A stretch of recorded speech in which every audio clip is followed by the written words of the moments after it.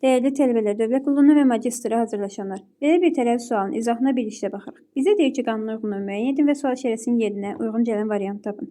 Əgər biz bir dəfiyə, yəni hansısa bir yoldan istifadə edərək ulduz və üçbucağa gələ bilmiriksə, əgər belə qarşı-qarşıya toplasaq 2 ulduz, 1 üçbucağa gəliriksə, deməli ən azı 2 üsulumuz var. 2 yolla gedəcəyik burada. Məsəl üçün, elə birinci neyniyək? Gəlin bunları qarşı-qarşıya toplayaq. Üçbucaq gələr bunların yanına. Bu 2 kvadrat gedər bunların yanına.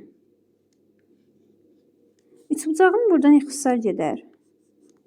Baxın, 2 ulduz, 2 üçbucaq 2 kvadrata bərabərdirsə, bir dənə ulduz bərabər olur 1 üçbucaq və 1 kvadrata.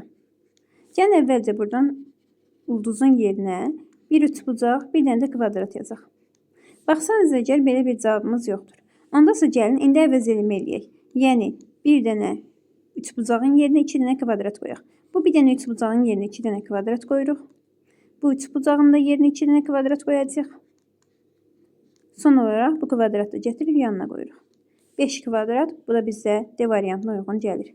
Daha çox qəbul sualı üçün səhifəyə keçid edə bilərsiniz.